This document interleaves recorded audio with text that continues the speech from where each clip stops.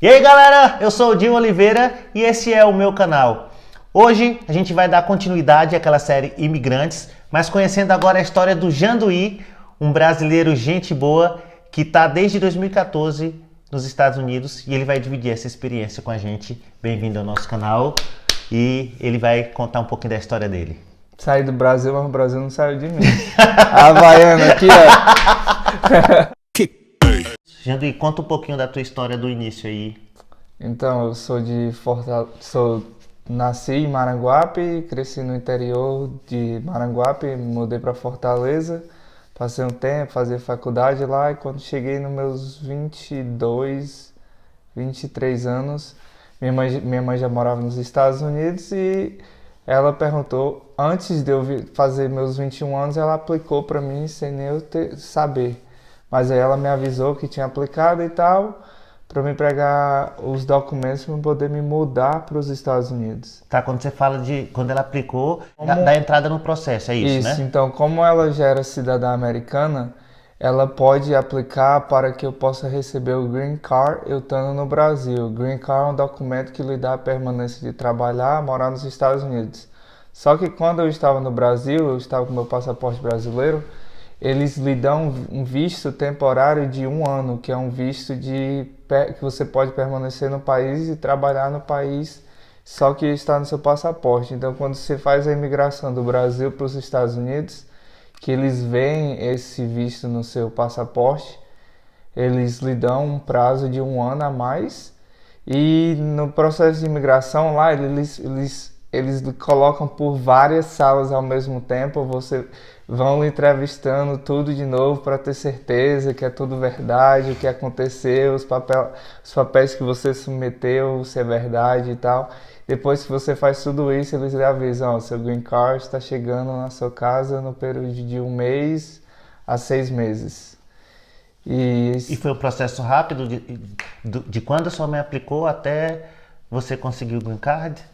Não é rápido não. O processo de imigração nos Estados Unidos, cada caso é um caso, mas no Brasil, eu tive que ir para...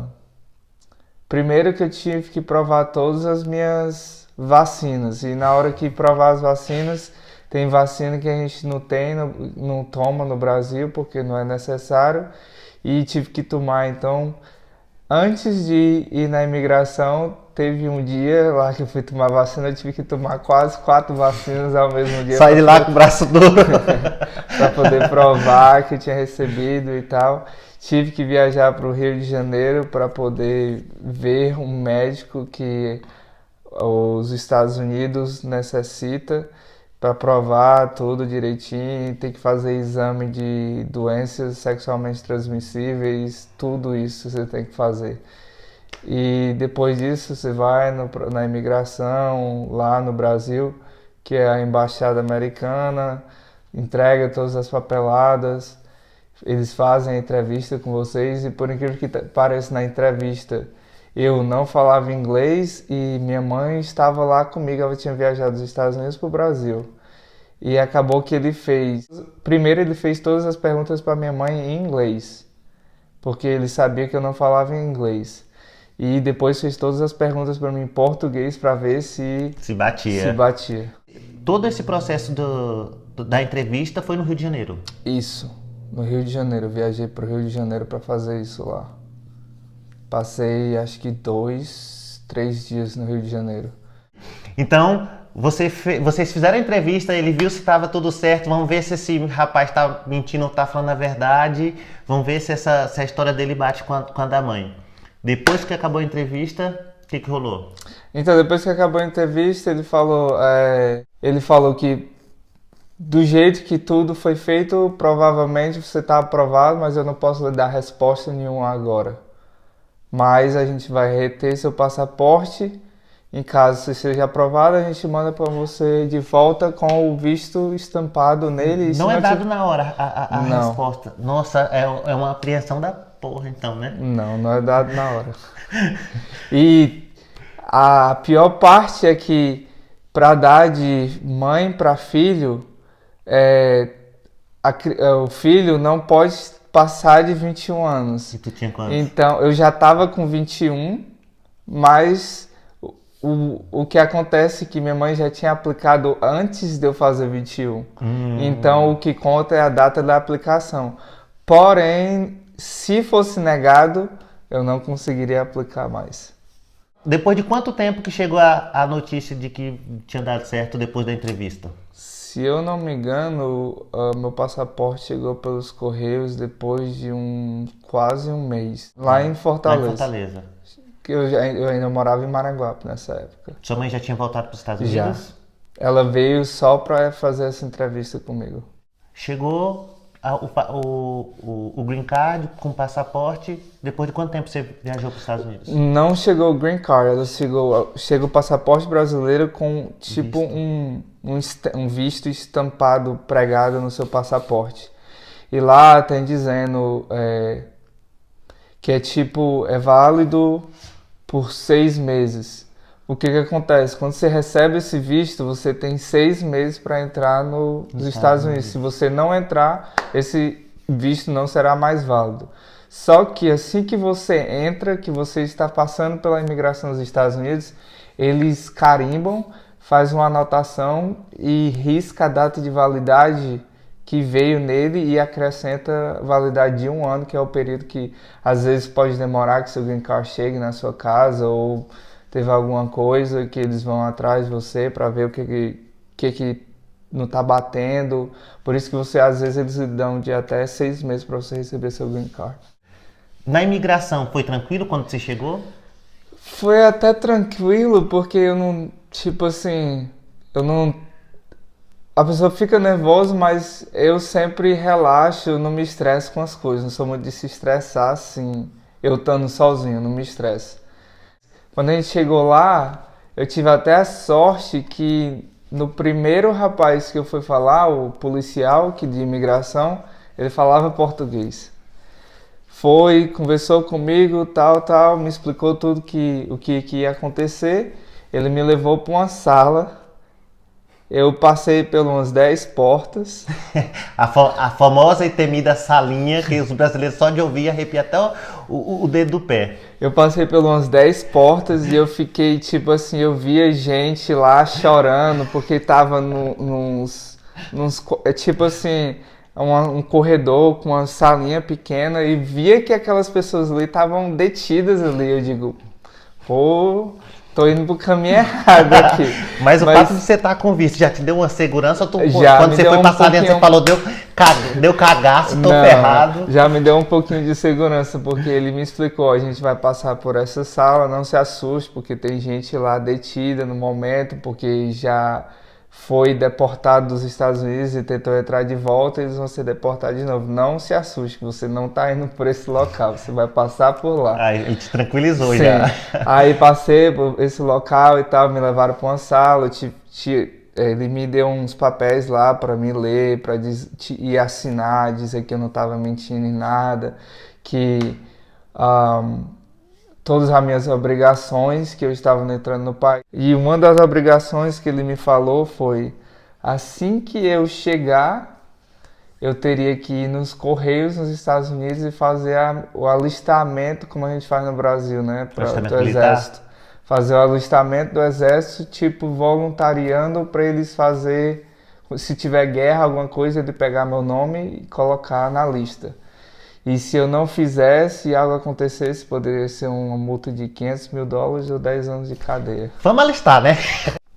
Como foi chegar nos Estados Unidos sem falar nada em inglês? Agora vamos para a parte boa.